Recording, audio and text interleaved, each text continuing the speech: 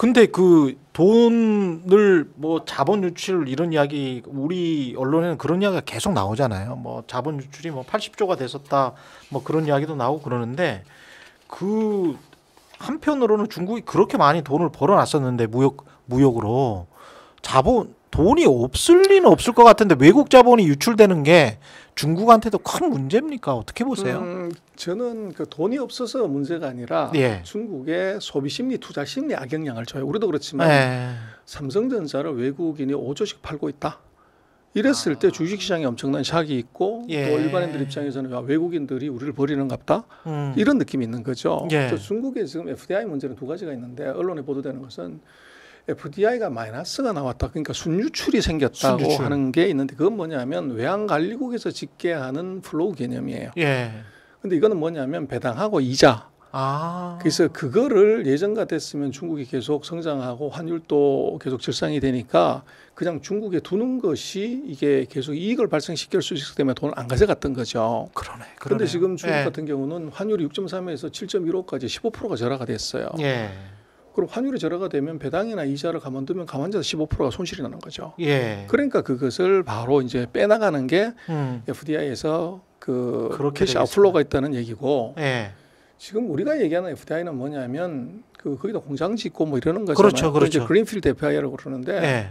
그린필드 FDI는 상무부가 집계를 해요. 상무부 통계를 보면 이게 작년보다도 한 10%에서 15% 정도 예를 들면 작년에 100억 달러가 들어왔다고 하면 투자를 했다고 그러면 금년에 한 80억 달러 정도가 온 거지 있는 공장 다 뺏어 나간 건 하나도 아니라는 거예요. 여전히 그대로 있고 공장들은 그렇죠. 그리고 계속 투자를 하고 있고 투자를 하는 것이 작년보다는 그 증가율이 줄었다. 그렇죠. 마이너스가 나왔다는 거 증가 폭이 그 네. 투자 금액이 그런 네. 거고 지금 언론에 얘기하고는 FDI의 마이너스는 그 배자 80조 순유출 이거는 배당 이자 이것들을 이제 환차 손이 있으니까 빼나가는 게 하나 있고 그다음 또 하나 보면 미중의 금리 차가 지금 뭐 한 1.5% 이상 나잖아요. 예. 예전 같았으면 중국에 왜 채권 시장에 왜 돈이 많이 들어왔냐면 제로 금리에서 미국이나 일본에서 돈 빌려와가지고 중국 와서 채권을 사면 그렇죠. 날로 앉아서 3% 4%를 먹었단 말이에요. 그렇죠. 리스크 프리하게. 그래서 그쪽은 4%인데 미국이 지금 5%가 넘으니까. 그렇죠. 그러니까 금리에서 역마진이 생겼고. 그러네. 그래서 이게 4% 먹으러 들어왔다가 이제 환율이 15% 절하가 됐단 말이에요.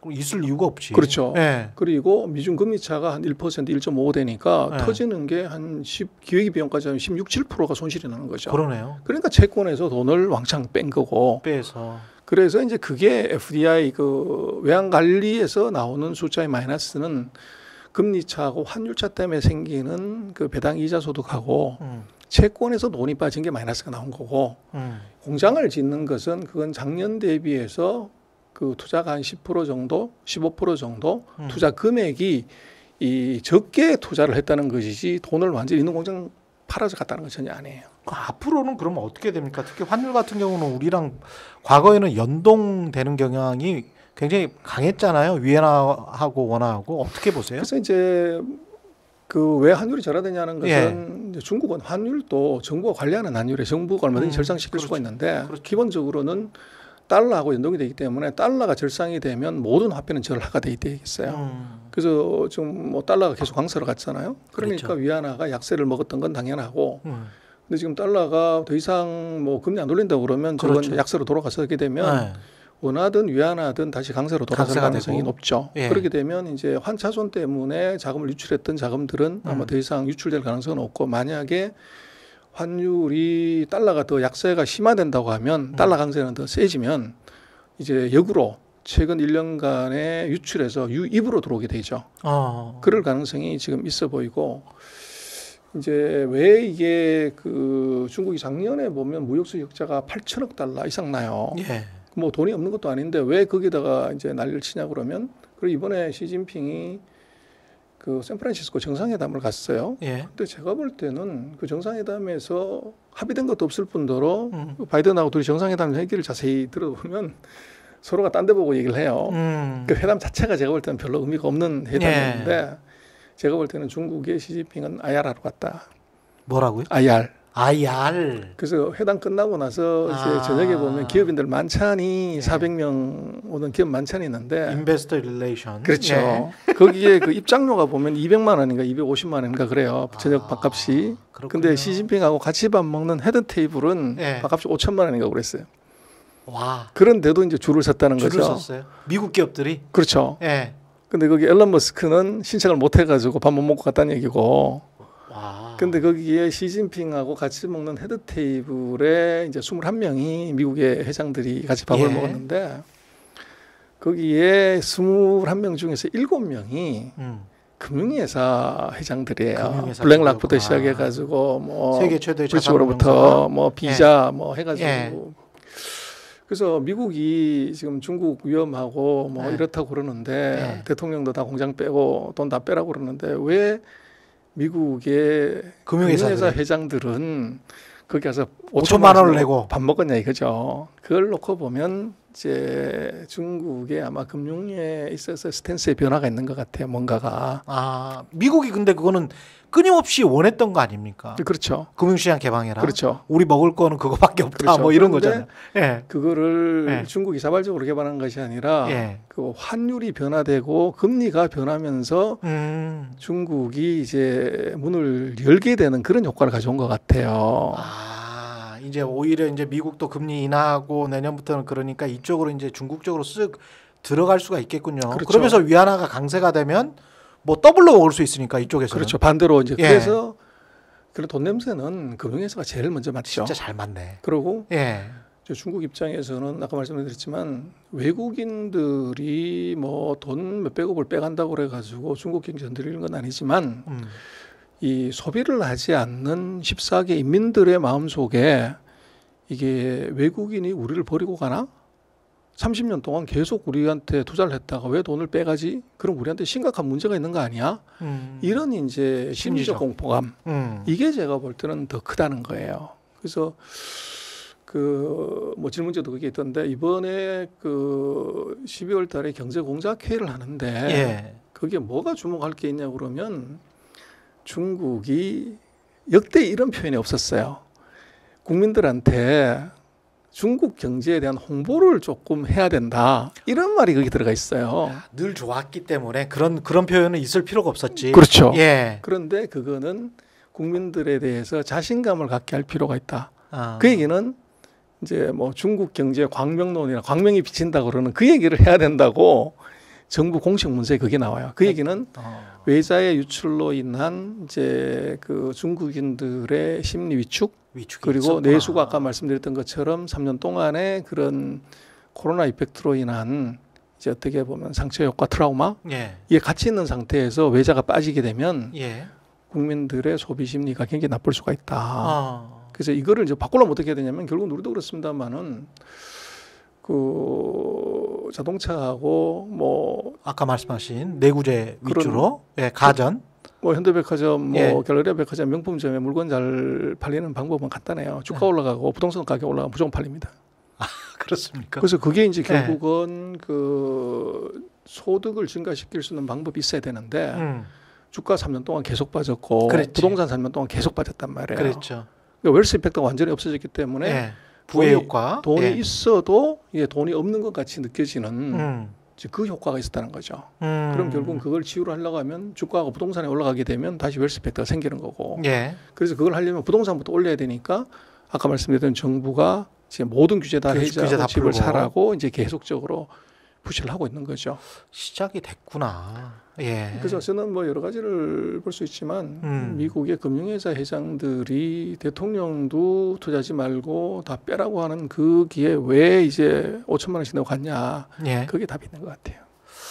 그러면 내년에 중국이 경기가 좀 살아날 가능성이 꽤 있네요. 투자 심리도 좋아지고 내수도 만약에 좋아진다면 우리도 덩달아서 조금 가능성이 있는 거 아닌가 그런 희망적인 생각도 해봅니다. 그런 이제 저는 그렇게 봅니다. 금년 같은 경우는 중국에 대해서 위기하고 기회를 비율로 따지면 3대 7. 근데 반대로 내년 같은 경우는 7대 3일 것 같아요. 그래서 더 나빠질 게 없다. 나빠질 게 없다. 그리고 이제 내수 마찬가지 아까 말씀드렸던 거 금년 7월 달에 제 방에 뚝이 터진 것을 모든 국가 자원을 동원해서 틀어막았고 이거 리커버를 시키려고 이제 난리를 치고 있고 제일 좋은 것은 이제 뭐 바닷물의 온도가 5도만 바뀌면 어종이 바뀌어요. 예. 중국이 왜 어렵냐 했던 것에 중요한 건 금리하고 환율이 이게 중국이 통제할 수 없는 변수였는데 그렇죠. 이게 예. 지금 미국에서 내년도는 상황이 바뀐단 말이에요. 환율하고 금리가 좌우전 일하는 거지. 그렇죠. 그렇게 되면 중국으로서는 그 사이에 외부 환경의 변수가 이게 역전이 되는 현상이 벌어지고 또 정부가 이제 그런 국민들의 소비 심리 또 경제 성장을 해야 되는 이제 이유 때문에 부양을 시키기 때문에 예. 그 나빠질 게 없는 것 같아요. 그래서 뭐 투자라는 게 항상 그런 얘기 하잖아요. 길거리에 피가 흥건할 때 그렇죠. 그때를 해야 되는데 그게 내가 볼 때는 금년 7월이었던 것 같아요. 금년 7월이었다. 그렇죠. 그때가 저점이었지 않았나? 그래서 이제 이 정부가 손을 댔기 때문에 그래서 아마 내년도 같은 경우는 뭐 아까 말씀드린 그런 트라우마 이펙트로 보더라도 그건 내년 상반기 정도면 결판이 날 것 같고 하반기 그림이 뭐 여러 가지로 봤을 때 비관보다는 낙관적으로 갈 가능성이 굉장히 높아 보여요. 근데 우리가 중간재 투자를 그쪽에다 많이 하고 그쪽에서 내구재 자동차랄지 뭐 가전이랄지 이런 게 많이 팔린다고 하면 그럼에도 불구하고 우리 점유율이 상당히 지금 많이 떨어졌기 때문에 우리 기업들이 얼마나 혜택을 볼까 그런 비관론도 있단 말이죠. 어떻게 보십니까? 그것도 저는 그렇게 보는데요. 예. 지금 우리 기업들의 비관론에 대해서는 더 이상 나빠질 게 없다. 지금 우리가 지금 반도체, 절광화학, 조선기계, LCD, 뭐 핸드폰, 뭐 자동차 다 해가지고 중국보다 잘하는 거는 반도체 하나밖에 없어요. 지금 솔직히. 그럼요. 예. 그리고 우리 뺄 거 다 뺐다고요. 지금 삼성 핸드폰 세계에서 1등 하는데 예. 중국에서 점유율 0%란 말이에요. 예. 현대차 세계에서 3등 하는 뭐 자동차 회사라고 하는데 점유율 그거 1% 예. 뭐 왔다 갔다 한다고요. 예. 그러면 그 대표적인 두 개가 빠지고 그렇다고 그러면 중소기업은 어떠냐? 중소기업 다 나왔죠 지금. 뭐 제가 지난달에 갔을 때도 그랬지만 예를 들면 샹하이 같은 경우도 우리 교포 뭐 저 주재원 교민들이 대략 한 전성기 때 15만 명, 예. 뭐 그랬다고 그러는데 지금 한 15,000명 그러더라고요. 10분의 1로. 10분의 1이구나. 그러면 나올 사람 다 나왔다는 거죠. 그러네요. 그리고 그 10분의 1의 사람들의 경우들은 뭐 하늘이 무너져도 여전히 돈을 버는 지금 중국에 남아 있는 분들의 경우들은 그게 되고 있고 그래서 거기에 제가 말씀하신 중국의 내수경제 리커버는 뭐 당연히 그분들은 경쟁력이 있는 분들이고 기업이기 때문에 그걸 같이 탈 수가 있다 분명히. 그래서 제가 볼 때 내년도에 대중국 우리 무역 수지는 금년보다 무조건 개선된다. 그리고 이제 중국도 우리가 아직 이제 반도체 빼놓고 중국에서 뭐 그래도 가는 것은 이제 화학이 제일 크고 그렇죠. 그다음에 기계거든요. 예. 근데 중국에 이제 SOC 투자가 다시 늘고 지역의 제조업 투자가 는다고 하면 또 부동산이 지금보다 더 나빠지지 않는다고 하면 이제 건자재, 화학 제품, 기계 제품이 이게 우리가 과거처럼 그런 건 아니지만 이게 2023년보다는 무조건 좋아진다. 그래서 그럴 수가 있을 것 같아요. 그래서 뭐 내년도를 이제 뭐 중국 경제가 성장을 5.3 하다가 지금 예측치를 보면은 서방 세계가 한 4.5를 보고 중국이 한 5를 보는 것 같아요. 근데 이게 성장률이 그 떨어진다는 것 자체를 조금 오해하면 안 되는 것이 아니 전 세계에서 두 번째로 높은 성장률을 하는 건데 그걸 갖고 이제 성장률이 0.5% 떨어졌다고 문제가 된다고 하면은 한국은 너무 어떡하냐. 2.3, 2.5하다 1.5 떨어져 1% 떨어졌는데 그렇다고 해서 우리가 뭐 망했다고 생각하냐 이거죠. 그렇죠. 그래서 우리가 한국을 보는 관점하고 똑같이 이제 중국을 바라보면 지금 이제 월스트리트저널이나 파이낸셜 타임즈가 얘기하는 그런 극단적인 비관론하고는 차이가 많이 난다.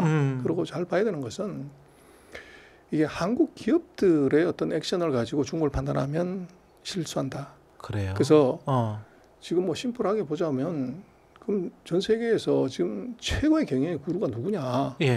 경자 중에서 최고 누구냐? 저는 딱 두 사람 꼽으라면 한 사람은 앨런 머스크고 또 한 사람은 애플의 팀 쿡인 것 같아요. 뭐 시가총액 세계 1등이 애플인데 그럼 이 두 개의 회사가 팀 쿡하고 앨런 머스크는 중국에서 공장 뺐냐? 앨런 머스크는 뭐 세계 최대 공장을 상하이에 지었고 이번에 또 가가지고 ESS 공장, 저장 장치 공장 세계 제일 큰 걸 중국이 짓는단 말이에요. 그리고 애플은 왜 그러면 중국에서 공장을 안 빼냐는 거죠. 팀쿡이.